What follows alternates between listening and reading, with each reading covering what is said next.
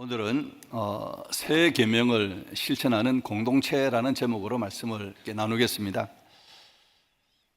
요한복음 13장에서 17장을 다락방 강화라고 합니다. 마가의 다락방에서 유월절 식사하시면서 예수님께서 제자들에게 하신 말씀이 기록된 부분이죠. 다락방 강화는 제자들과의 최후의 만찬과 세죽식으로 시작되어서 예수님의 기도로, 오늘 읽었던 예수님의 기도로 마무리가 됩니다. 자, 이 사이에 13장과 17장 사이에 예수님께서 명하신 새 계명 선언이 두 번이나 기록되어 있습니다. 요한복음 13장 34절이고요. 새 계명을 너희에게 주노니 서로 사랑하라. 내가 너희를 사랑한 것 같이 너희도 서로 사랑하라.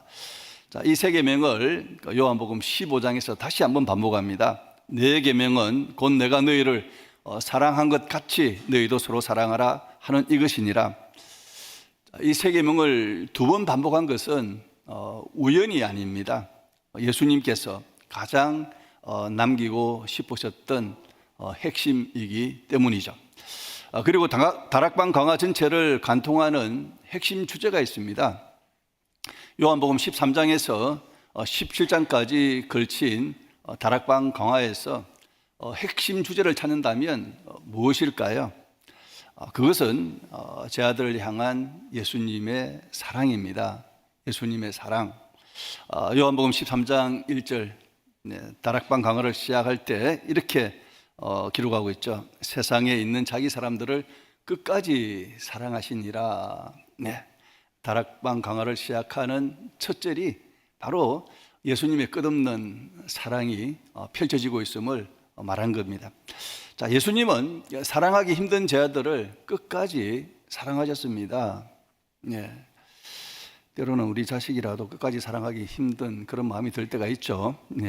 그러나 하나님은 예수님은 자기 제자들을 정말 사랑받을 자격이 없는 제자들을 끝까지 사랑하셨습니다.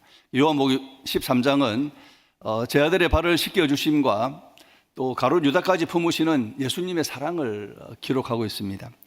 요한복음 14장은 제자들을 위하여 거처를 예비함과 기도의 응답과 성령을 보내주심을 약속함으로 제자들의 근심을 풀어주시는 예수님의 사랑을 기록하고 있습니다. 요한복음 15장은 자기 안에 거하는 자에게 열매를 맺게 하시는 예수님의 사랑을 기록합니다. 요한복음 16장은 환난 속에서도 제자들을 보호하시고 승리케 하시는 예수님의 사랑을 기록합니다. 그리고 오늘 읽은 요한복음 17장은 제자 공동체가 하나가 되도록 중보 기도하시는 예수님의 사랑을 기록합니다. 이렇게 5장에 걸친 다락방 강화의 핵심 주제는 예수님의 사랑입니다.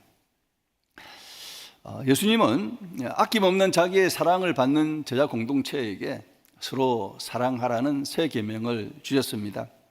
예수님은 제자들에게 자신의 지극한 사랑, 곧 목숨까지 희생하시는 사랑을 주셨기 때문에 내가 너희를 사랑한 것 같이 너희도 서로 사랑하라는 새 계명을 명령하실 수가 있었습니다. 다락방 강화의 핵심 주제는 예수님의 사랑을 받은 자들이 실천해야 할 새 계명입니다. 그러니까 예수님의 사랑과 새 계명 실천은 이렇게 붙어 있는 거죠. 예수님의 사랑이 뿌리라면 서로 사랑하라는 새 계명의 실천은 열매와 같습니다. 뿌리와 열매의 관계입니다. 예수님은 포도나무와 가지의 비유를 통하여 제자들이 자기 안에 거하면 열매를 많이 맺을 것을 가르쳐 주셨습니다. 열매를 많이 맺는 삶은 요한복음 10장 10절에서 예수님이 말씀하신 풍성한 삶입니다. 예수님은 포도나무와 가지의 비유에서 열매를 많이 맺는 사람이 되라고 하신 후에 이어서 서로 사랑하라는 새 계명을 요한복음 13장에서 말씀하신 그 새 계명을 다시 반복하신 겁니다. 포도나무와 가지의 비유에 있어서 비유에 이어서 새 계명의 실천을 다시 말씀하신 의도는 열매 맺는 풍성한 삶이란 서로 사랑하는 것이어야 함을 가르쳐 주시기 위한 것이었습니다. 많은 열매를 자기만을 위하여 사용하는 것이 아니라 사용하는 것은 풍성한 삶이 아니죠. 하나님께서 많은 열매를 주신 목적은 서로 사랑하라는 것입니다. 이 둘은 연결되어 있어야 합니다. 이러한 삶을 산 사람이 요셉입니다. 창세기 49장 22절, 요셉은 무성한 가지 곧 생곁에 무성한 가지라 그 가지가 담을 넘었도다. 가지에 달린 열매는 사랑을 실천하도록 하나님이 주신 복으로 해석할 수도 있고 바로 사랑의 실천으로 해석할 수도 있습니다. 어떻게 해석하든 풍성한 삶은 새 계명을 실천하는 삶으로 증명되어야 합니다. 예수님께서 저희들에게 끝까지의 사랑을 실천하신 이유는 새 계명을 실천하는 공동체가 되라는 것이었습니다. 요한복음 17장은 새 계명을 실천하라는 염원으로 예수님께서 제가 공동체들을 위하여 중보 기도한 것입니다. 요한복음 17장은 예수님께서 십자가를 지시기 직전에 마지막으로 하나님 아버지께 드린 기도로 대제사장적 기도라고 불립니다. 대제사장적 기도라 불리는 주 원인은 예수님께서 대제사장의 핵심 임무인 백성을 대신하여 기도로 중보하는 것을 하셨기 때문입니다. 자, 오늘은 예수님께서 제자 공동체가 새 계명을 실천하도록 하나님에게 드린 기도의 내용을 살펴보려고 합니다. 우리는 예수님께서 기도하신 중보의 내용이 새 계명의 실천이었다는 사실을 명심해야 합니다. 새 계명을 실천하는 것은 모든 성도가 반드시 이루어야 할 궁극적인 목표임을 잊지 말아야 합니다. 새 계명의 실천이 어떻게 이루어져야 하는지를 알기 위해서 예수님의 기도를 살펴보려고 합니다. 자, 하나님은 예수님이 우리에게 영생을 주게 하시려고 예수님에게 만민을 다스리는 권세를 주어 세상에 보내셨습니다. 이 부분이 요한복음 17장 2절 내용입니다. 예수님은 자기를 믿는 자에게 주시는 영생을 다음과 같이 설명하고 있습니다. 요한복음 17장 3절 말씀, 우리가 자주 또 이렇게 대하는 말씀입니다. 영생은 곧 유일하신 참 하나님과 그를 보낸 자 예수 그리스도를 아는 것이니이다. 좀 더 줄여서 말하면 유일신 하나님과 예수님을 아는 것이 영생이다. 이렇게 영생을 아주 단순하게 정의하고 있습니다. 그러나 이 단순한 정의에 아주 심오한 내용이 담긴 것을 우리는 알아야 합니다. 자, 유일신 하나님과 예수 그리스도를 안다는 표현, 이 안다는 개념을 우리가 알 필요가 있죠. 이 안다는 표현은 머리로 아는 수준에 멈추는 것이 아니라 부부가 서로를 깊이 아는 것처럼 직접 관계하는 경험으로 아는 수준을 말하는 겁니다. 여기에서 아는 것은 가지가 포도나무에 거하는 것처럼, 붙어 있는 것처럼 구원받은 신자가 예수님 안에 거하는 것, 붙어 있는 것을 의미합니다. 예수님을 아는 것은 예수님 안에 거하여 관계함으로써 아는 것을 말합니다. 자, 여기에서 우리가 놓쳐서는 안 되는 표현이 또 하나 있는데 예수 그리스도가 하나님께서 보내신 자라는 겁니다. 이렇게 표현해도 되죠. 영생은 곧 유일하신 참 하나님과 그의 아들 예수 그리스도를 아는 것이다. 이렇게도 되는데 그렇게 표현하지 않고 그가 보내신 예수 그리스도를 아는 것이라고 표현하고 있죠. 자, 예수님은 하나님께서 우리에게 영생을 주시기 위하여 권세를 주어 보내신 자라는 겁니다. 예수님, 하나님이 보내신 자, 예수님과 하나님 관계는 끊어질 수가 없습니다. 자, 하나님이 보내신 예수 그리스도를 안다는 것, 좀 더 부가해서 설명하면 우리에게 영생을 주시기 위하여 하나님의 뜻에 순종하여 십자가에서 속량의 죽음을 죽으신 예수 그리스도 안에 거하면서 관계하는 것을 말합니다. 안다는 것, 예수님 안에 거하면서 관계로 아는 것이죠. 자, 하나님을 아는 것에 머무르는 것이 아니라 하나님이 보내신 예수 그리스도를 통해 하나님을 아는 것이 영생의 복음입니다. 유대인들은 유일신 하나님을 아는 사람들이라면 우리 기독교인들은 하나님이 보내신 예수님을 통해서 하나님을 아는 사람들이죠. 종합하여 영생을 다시 정리하면, 영생은 하나님의 뜻에 순종하여 구원의 은혜를 주신 예수 그리스도 안에 거하면서 그가 베푸신 은혜를 감사하며 사는 것입니다. 다시 한번 정의하면요, 영생은 하나님께서 자기를 보내신 뜻에 따라서 우리를 죽기까지 사랑하신 예수님 안에서 사는 것입니다.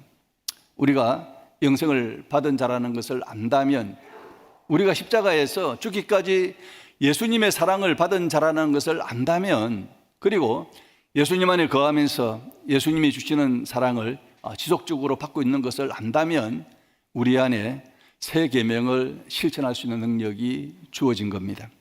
자, 이 새 계명의 실천, 어떻게 할 수 있느냐? 첫째, 예수님의 사랑을 받아야 합니다. 여러분, 예수님의 사랑을 받았죠? 그러나 과거에 받은 것으로 멈추지 말고 지금 또 받고 있는가 한번 생각해 보아야 합니다. 서로 사랑하라는 새 계명을 실천하기 위하여 우리는 먼저 예수님 안에 거하면서 지속적으로 사랑을 받아야 합니다. 우리를 향한 예수님의 사랑은 십자가에서의 죽음으로 끝까지의 사랑으로 증명되었습니다. 십자가 속량의 사랑을 아는 우리가 왜 새 계명의 실천에 있어서 자주 실패할까요? 우리는 예수님의 사랑을 몰라서 실패하는 것이 아닙니다. 여기 계신 대부분의 사람들은 우리를 위하여 죽기까지 사랑하신 십자가의 사랑을 알고 있습니다. 그런데도 실패하는 이유는 단 하나입니다.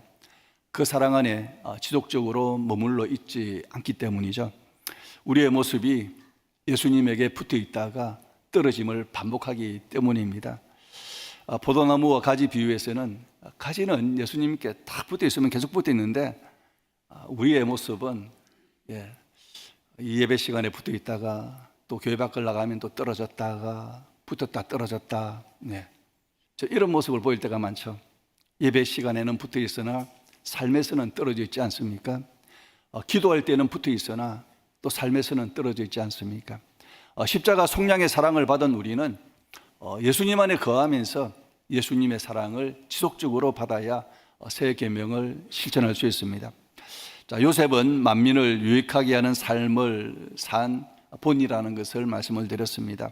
요셉은 하나님께서 주신 열매를 만민에게 나누는 이 유통의 삶을 살았습니다. 그가 유통하는 삶을 살 수 있었던 것은 하나님에게 뿌리를 내리는 삶을 살았기 때문이죠. 요한복음 창세기 49장 22절, 요셉은 무성한 가지, 곧 샘 곁에 무성한 가지라, 샘 곁에 하나님을 의미하고요, 하나님께 뿌리 내려서 많은 열매를 맺은 가지라는 겁니다. 그런데 그 가지가 담을 넘었도다.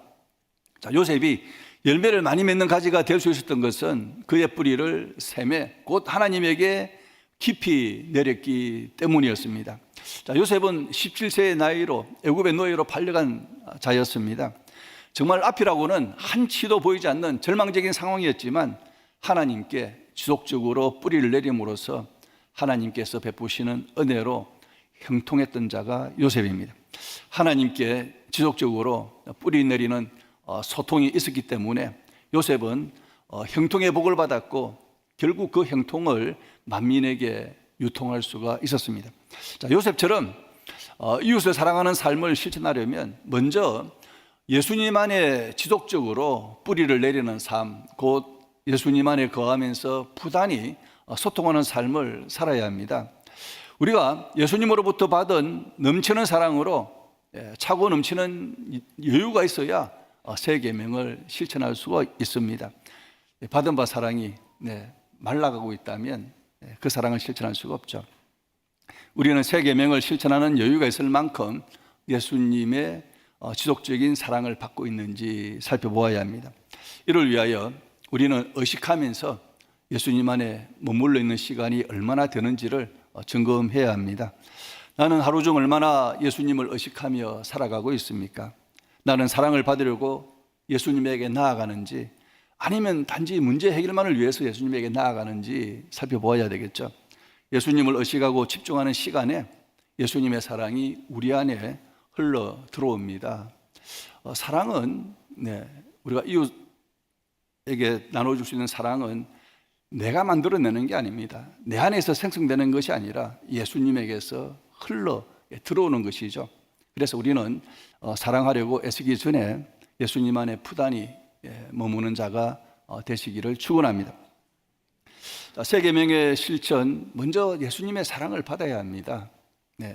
우리가 사랑을 실천하는 것은 우리 안에 받은 바 예수님의 사랑이 있기 때문에 그 사랑으로 실천하는 거지, 내가 의지적으로 만들어내는 사랑으로 되는 게 아니죠.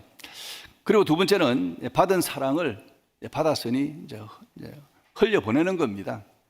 자, 향유가 병 안에 있을 때 향기가 퍼지지 않지만 부어질 때 향기가 사방으로 퍼져서 많은 사람들의 마음을 기쁘게 하죠. 자, 풍성한 삶이란 자기 창고 안에 저장하는 삶이 아니라 문을 열어 필요한 자들에게 유통하는 삶입니다. 사랑은 저장하는 순간 생명을 잃고 흘려보낼 때 생명을 낳습니다. 하나님께서 우리에게 사랑을 베풀어 주신 목적은 머물게 하려는 것이 아니라 흐르게 하려는 것이죠. 흘러가지 않는 사랑은 묘한성입니다. 사랑하는 마음, 마음 안에 가둬두면 묘한성이죠. 사랑은 내 마음 안에 소유하는 것이 아니라 밖으로 흘러보내는 것, 유통하는 것이죠. 향유는 병 안에 있을 때는 아무런 의미가 없으나 부어질 때 온 집에 향기가 퍼지는 것처럼 예수님의 사랑도 내 안에만 머물러 있으면 그것은 아직 완성되지 않은 사랑입니다. 자, 이웃 사랑은 요셉처럼 많은 열매를 맺은 가지가 담을 넘는 겁니다. 요셉이라는 가지는 자기 울타리 안에 머물지 않았습니다. 담을 넘어 열매를 유통했습니다. 자기에게 상처 준 형들을 용서하고 그들을 유익하게 했습니다. 형들이라도 자기 죽이려고 했던 형들 용서하기 힘들죠. 용서했다 치더라도 그들 잘 살게 해주고 싶지는 않습니다. 그러나 요셉은 그렇게 하지 않았죠. 요셉은 하나님께 받은 은혜를 자기 가족을 넘어 열방으로 흘려보냄으로써 사랑을 실천한 사람이었습니다. 사랑은 하나님께서 주신 복을 자신만을 위한 것이 아니라 다른 사람을 위한 것임을 명심해야 하겠습니다. 사도 바울은 예수님을 박해하다가 오히려 자기를 구원하신 예수님의 사랑을 받은 후 세상 끝까지 그 사랑을 전하는 삶을 살았습니다. 바울은 예수 그리스도의 사랑을 받은 순간 완전히 다른 사람이 되었습니다. 예수님을 박해하던 사람이 예수의 복음을 전하는 사람이 되었고, 생명을 빼앗던 사람이 생명을 주는 사람이 되었습니다. 예수의 끝까지의 사랑을 받은 바울은 한 지역이 아니라 세상 끝까지 예수님의 사랑을 흘려보내는 통로가 되었죠. 사도 바울이 정말 이 복음을 전하기 위해서 그가 다녔던 그 길은 엄청납니다. 이렇게. 비행기를 타고도 그렇게 돌아다니기 힘들 겁니다. 예수님의 사랑을 받은 또 초대교회 성도들은 그 사랑을 공동체 안에서 흘려보내었죠. 사도행전 2장 44절 45절, 믿는 사람이 다 함께 있어 모든 물건을 서로 통용하고, 참 쉽지가 않죠. 또 재산과 소유를 팔아 각 사람의 필요를 따라 나눠주며. 자, 예수님의 이 사랑을 받은 초대교회에서는 그 사랑이 너무나 커서 내 것이라는 개념이 무너진 겁니다. 사랑이 흐르니까 그들의 소유가 흘러가고 삶이 흐르고 공동체가 살아난 겁니다. 사랑이 흐르면 공동체가 살아나지만 사랑이 막히면 공동체는 병듭니다. 물이 흐르지 않으면 섞듯이 사랑도 동일합니다. 흘려보내지 않는 사랑은 자기 중심성으로 변질되고 나누지 않는 은혜는 교만으로 바뀌게 됩니다. 그래서 신앙생활이 오래되었는데도 기쁨이 없고 감동이 없고 생명이 없다면 그 이유는 사랑이 막혀 있기 때문이죠. 사랑에는 역설의 원리가 있습니다. 사랑을 주면 줄어드는 것이 아니라 줄수록 더 많아집니다. 사랑의 실체는 소비되는 것이 아니라 확장됩니다. 나누면 비워지는 것이 아니라 나눌수록 더 채워지죠. 하나님은 사랑을 유통하는 자에게 더 많은 것을 주십니다. 우리는 예수님께서 주는 것이 받는 것보다 복이 있다고 하신 말씀을 기억하기를 축원합니다. 우리는 예수님에게서 받은 사랑을 얼마나 흘려보내고 있습니까? 우리는 사랑을 받기만 하는 사람인가요? 아니면 이웃에게 흘려보내는 사람인가요? 우리는 용서해야 할 사람이 있는데 용서하기를 주저하고 있지는 않습니까? 도와줄 수 있는데 외면하고 있지는 않습니까? 사랑을 표현할 수 있는데 그 표현을 아끼고 있지 않습니까? 우리는 예수님의 사랑을 저장하는 창고가 아니라 흘려보내는 통로가 되어야 합니다. 사랑은 결심으로 그치는 것이 아니라 흘려보내어야 하는 행동인 것을 명심합시다.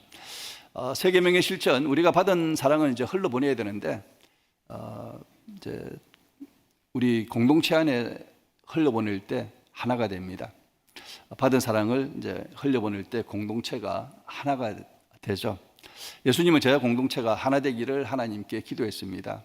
요한복음 17장 기도의 핵심이 바로 이 제자 공동체가 하나 되게 해달라는 기도였습니다. 11절, 거룩하신 아버지여 내게 주신 아버지 이름으로 그들을 보존하사 우리와 같이 하나가 되게 하옵소서. 예수님은 제 아들이 자기에게서 받은 사랑을 흘려보낼 때 공동체가 하나 될 것을 기대했습니다. 자, 사랑의 첫 번째 열매는 무엇보다도 하나됨, 연합입니다. 사랑은 다양한 사람을 하나로 연합하는 힘입니다. 예수님의 간절한 기도는 능력 있는 교회도 아니었고 큰 교회도 아니라 하나가 된 교회였습니다. 사랑이 없어도 교회가 능력이 있을 수 있고 클 수도 있으나 하나는 될 수 없습니다. 사랑은 서로에게 오래 참고 또 자랑하지 않고 무례 행하지 않고 자기의 유익을 구하지 않기 때문에 공동체를 하나 되게 합니다. 교회가 하나 되지 못하고 깨지는 이유는 다양한 것처럼 보여도 따지고 보면 사랑이 식었기 때문입니다. 요한계시록에서 예수님께서 교회를 책망한 내용 중에 가장 먼저 책망하신 내용이 사랑이 식었다는 것은 깊이 생각할 필요가 있습니다. 요한계시록 2장 4절, 그러나 너를 책망할 것이 있나니 너의 처음 사랑을 버렸느니라. 우리는 예수님에게서 받은 사랑을 잊어버리는 정도가 아니라 실제로 버리고 살아갈 때가 있지 않습니까? 처음 예수님을 만났을 때 생각해 보시기 바랍니다. 용서받은 기쁨이 있었고 누구든지 품고 싶었고 섬기는 것이 기쁨이었습니다. 그러나 시간이 지나면서 그 사랑은 점점 식어가고 이제는 사랑하기보다는 판단하는 것이 더 익숙해지지 않습니까? 우리는 여전히 예배하고 봉사하고 사역하지만 정작 그 중심에 있어야 할 사랑은 점점 식어져 가고 있지 않습니까? 그래서 공동체 안에 이해하기보다는 오해가 많아지고 용납보다 판단이 앞서고 승진보다 자기 주장이 강해지지 않습니까? 그 결과는 하나됨을 이루기보다는 깨고 있는 것이죠. 우리는 묻지 않을 수가 없습니다. 나는 지금도 예수님의 사랑으로 사람을 바라보고 있는가? 아니면 내 기준과 감정으로 사람을 판단하고 있지는 않은지. 우리가 받은 예수님의 사랑을 흘려보내지 않는 순간 그 사랑은 내 안에서 생명을 잃고 결국 공동체까지 병들게 만듭니다. 그러므로 우리는 받은 예수님의 사랑으로 하나 되기를 결단해야 합니다. 예수님의 사랑 때문에 이해되지 않아도 이해하려고 노력합시다. 예수님은 이해되지 않는 우리를 사랑으로 이해하지 않았습니까?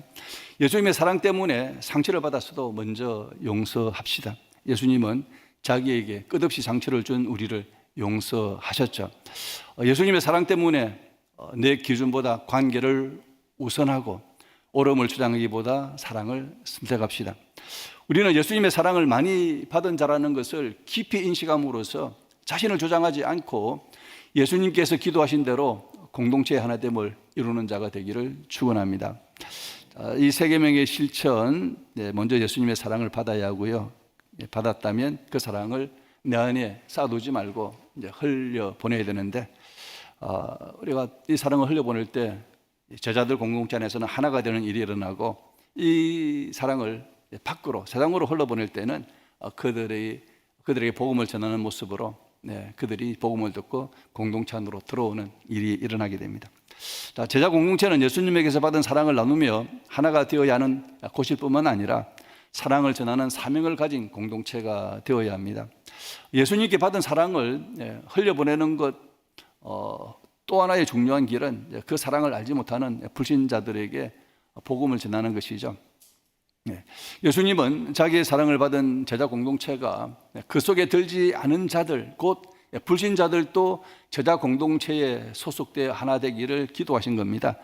그 기도 내용은 우리가 읽지는 않았지만 17장 20절 21절에 기록되어 있습니다. 내가 비옵는 것은 이 사람들만 위함이 아니요 제자 공동체만 위한 것이 아니라 또 그들의 말로 그들의 복음 전하는 것을 들어서 나를 믿는 사람들, 불신자들도 위함이니 아버지여, 아버지께서 내 안에, 내가 아버지 안에 있는 것 같이 그들도, 불신자들도 다 하나가 되어 우리 안에 있게 하사 세상으로 아버지께서 나를 보내신 것을 믿게 하옵소서. 자, 복음 전도의 목적은 단순히 교인의 수를 늘리는 것이 아니라 세상이 예수님께서 하나님이 보내신 분임을 믿게 하는 것이죠. 예수님의 사랑은 질적으로 끝까지의 사랑입니다. 또한 양적으로는 세상 끝까지의 사랑입니다. 우리가 받은 예수님의 사랑이 나와 내 가족을 넘어 제자 공동체로 흘러가야 할 뿐만 아니라 세상 끝까지 흘러가야 합니다. 우리가 비전 트립을 가는 이유도 이 부분이 되겠죠. 사도행전 1장 8절 오직 성령이 너에게 임하시면 너희가 권능을 받고 예루살렘과 온 유대와 사마리아와 땅끝까지 이르러 내 증인이 되리라 하시니라. 자, 복음 전도는 단순한 지식 전달이 아니라 내가 받은 사랑을 증언하는 것입니다. 우리는 설득자라기보다는 증인입니다. 내가 어떻게 예수님의 사랑을 받았는가를, 그리고 예수님의 사랑이 내 삶을 어떻게 바꾸셨는가를 증언하는 것이 가장 강력한 복음입니다. 여러분 자신을 한번 좀 생각해 보세요. 내가 별로 예수님께 사랑받은 것 같지도 않고, 예수님 사랑 때문에 내 삶이 별로 바뀌지도 않은 것 같아서 불신자를 만나서 내가 예수님 때문에 이렇게 변화되었습니다, 이렇게 말할 자신 없는 사람들이 대부분이죠. 그래도 좀 잘 생각해 보세요. 내가 예수님 사랑받고 정말 밤이면 술집에 던 사람이 이곳에 와서 예배 드리고 있다는 사실, 지옥 가야 될 사람이 천국 가고 있다는 이 사실, 깊이 생각해 보면 간증할 거리가 모든 우리 그리스도인들에게 있습니다. 별로 예수 믿고 나서 별로 변화되지 않는 것처럼 보여도 잘 생각해 보세요. 믿기 전과 지금 비교해 보면 상당한 변화가 있습니다. 그래서 너무 자신 없어서 복음 전하는 거 주저하지 말고, 그래도 내가 예수님 때문에 내 삶이 이렇게 바뀌었구나, 좀 자꾸만 찾아보고 자신감을 가지고 전하면 좋겠습니다. 자, 요한복음 17장 23절 아버지께서 나를 보내신 것과 또 나를 사랑하신 같이 그들도 사랑하신 것을 세상으로 알게 하려 함이로소이다. 전도는 예수님께서 나를 사랑하신 것 같이 불신자도 사랑하는 것을 온 세상이 알게 하는 겁니다. 전도는 내가 받은 예수님의 끝까지의 사랑을 증언하는 것이죠. 그러므로 불신자에게 전도하기 위해서 내가 받은 예수님의 사랑을 많이 깨달아야 합니다. 받은 것도 못 깨달으니까. 이제 어떤 사람은 보면요, 10개를 아는데 하나밖에 표현을 못하는 사람이 있습니다. 저도 그 중에 한 사람인데요. 어떤 사람은 하나를 아는데 10개를 아는 것처럼 말하는 사람이 있습니다. 그래서 여러분 예수님의 사랑을 많이 받았는데 전혀 안 받은 것처럼 그렇게 생각하지 마시고 하나 받아도 10개 받은 것처럼 그렇게 깨달으면 좋겠습니다. 복음은 말씀과 사랑의 행동으로 전해야 합니다. 복음은 전도자의 삶과 교회 공동체의 삶을 통해 함께 전해지죠. 말로 전하기에 앞서 사랑이라는 환대와 친절을 베풀어야 합니다. 사랑이라는, 이 사랑의 실천이라는 토대 위에 복음의 말씀이 더 강력해집니다. 물론 말씀만으로도 정말 사람이 변화되는 그런 경우가 있지만, 그러나 오늘 같은 세상에는 말씀이 전해지기 전에 사랑의 실천이라는 토대가 이루어지면 더 좋습니다. 사랑이 쌓일 때 불신자는 복음의 말씀에 길을 열게 되죠. 사랑의 실천 위에 우리는 십자가의 복음을 전해야 합니다. 믿음은 결국 복음의 말씀을 들어야 생기기 때문이죠. 로마서 10장 17절. 그러므로 믿음은 들음에서 나며 들음은 그리스도의 말씀으로 말미암았느니라. 우리는 불신자를 충분히 사랑하고 진리의 말씀을 전함으로써 예수님 안에 소관자가 되게 하는 사명에 순종합시다. 예수님의 사랑은 나를 살리기 위해서 나에게 주어진 사랑이며 세상을 살리기 위해서 나에게서 밖으로 흘러나가야 하는 사랑입니다. 우리는 지금 복음을 전해야 할 한 사람을 품고 있나요? 그 한 사람을 위하여 기도하고 환대하고 있습니까? 그리고 내가 받은 예수님의 사랑을 증언할 준비가 되어 있습니까? 예수님은 제 아들이 자신에게서 받은 사랑을 공동체 안에서 실천하여 하나를 이루고 세상에 실천할 때 교회 공동체가 확장되기를 기도하셨습니다. 예수님은 기도로 제 아들이 새 계명을 실천하도록 도우셨습니다. 새 계명 실천은 우리의 능력으로 될 수 없음을 아셨기에 예수님은 기도하신 겁니다. 우리는 예수님께서 하신 기도의 본을 따라서 새 계명을 실천할 수 있도록 하나님 아버지께 기도해야 합니다.